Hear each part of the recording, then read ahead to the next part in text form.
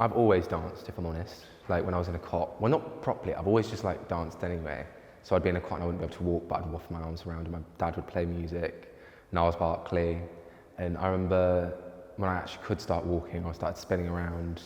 Like I feel like every child either goes through like a roly-poly phase or like spinning. And my dad was just like, right, let's put you into ballet.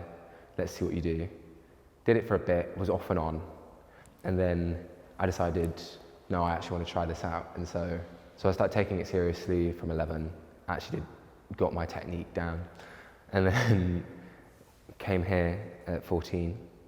I was working with Brandon Lawrence and Ruth Brill, and we were doing this dance, like short film. And it was COVID time, so we had to send videos. And I'd sent and recorded my videos for other schools, and then, because I thought that Tring was just a musical theatre school, and then Ruth said, no, they've got such a good dance faculty, I need to put you on.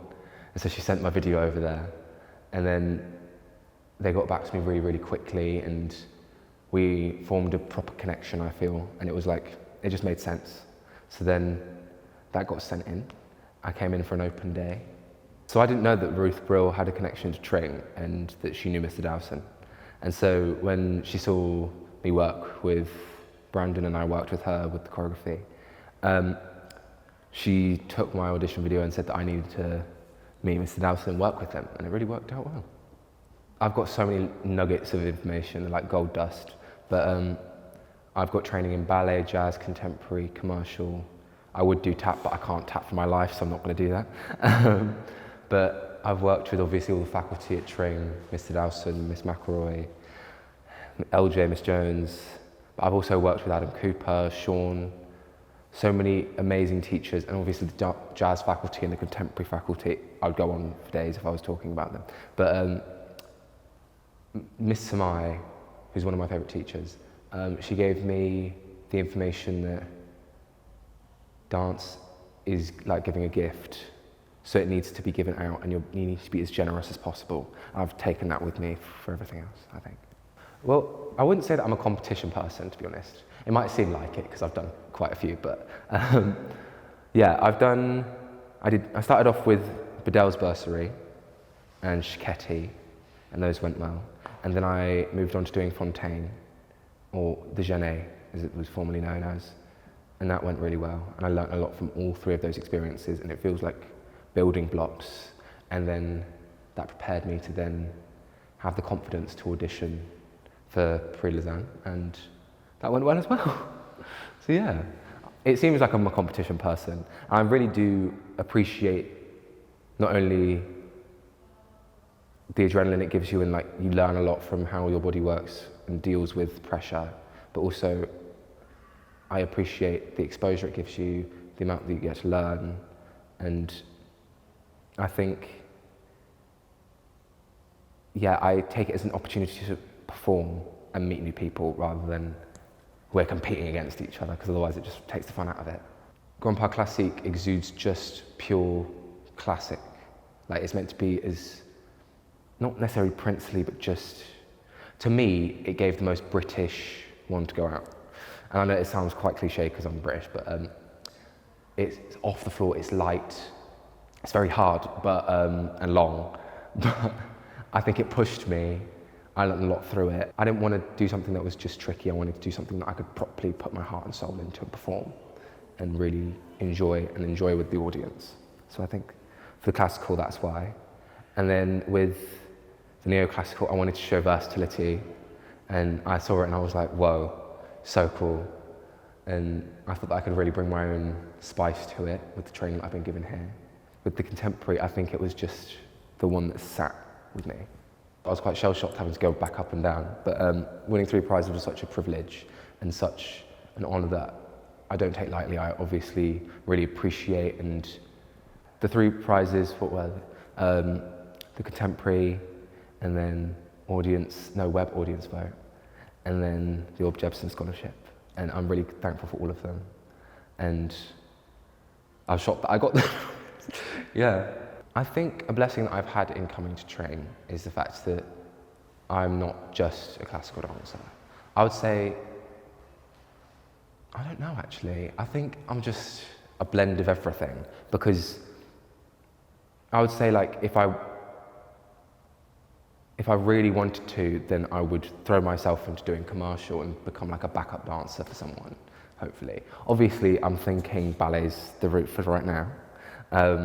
I tread the line between each genre very carefully, and I want to be equally as good as at each.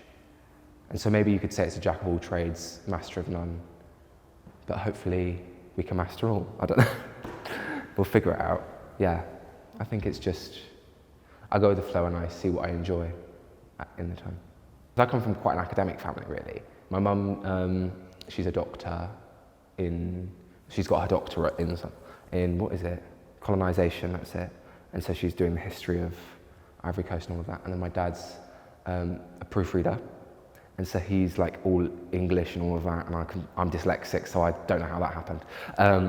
But yeah, they're very academic. And my dad's side, my grandma, she was very artsy, and she was an artist. And then my dad's dad, my granddad, was a poet. So I think that's where the art side came out of, really. I don't really know about my mum's grandparents. But yeah, I think that's where it came from. I think my sister also, she's very physical, she does athletics and all that. But I don't think dance was really a major thing. My dad will say, oh, I danced around and I went clubbing and it was great, I was the best one there. But like, he'll probably say that I got that from him, but no, I think it's new for our family, which is quite good. I could give you a long list of people that inspire me, like, because I want to be as eclectic as possible. Obviously Adam Cooper, I think Roberto Ball, I think Carlos Costa, I think Marina Nunez, I think Francesca Hayward, who else? And there's also dancers that aren't ballet dancers, like Michael Demesky. Well, I'm very lucky in the fact that we're near London, to be fair, so I pop over and I go and see so many different performances. We recently saw English Nationals' Giselle, which was gorgeous, and then we also saw, and Precious was gorgeous in that. She was so strong and powerful.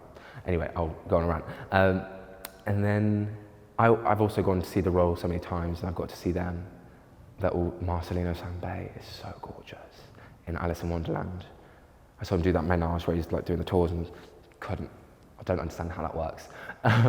Also just seeing all of my classmates perform here is really inspiring. I think, because also along with the greats that I've listed off, there are people in my own class that I would be like, they're inspiring me just as much. So yeah, I think I'm very, very lucky because especially here, I'm open to all the different arts as well, because we get to see the acting shows, the CMCs, the musical theatre. So I just get to see everything and I love it. It's really nice. We've got our end of year grad show with the Encore at Shaw Theatre in London, 17th of May. And we're going to be doing solitaire, we're going to have original pieces, and with various choreographers that have come in and worked with us. And we're going to have our own repertoire that we've made. So I'm excited to see people there and perform, and show off the work that our teachers and the rest of my colleagues have made. Number 408, Jakob Wheway Hughes. Number 408, Jakob Wheway Hughes. Number 408, Jakob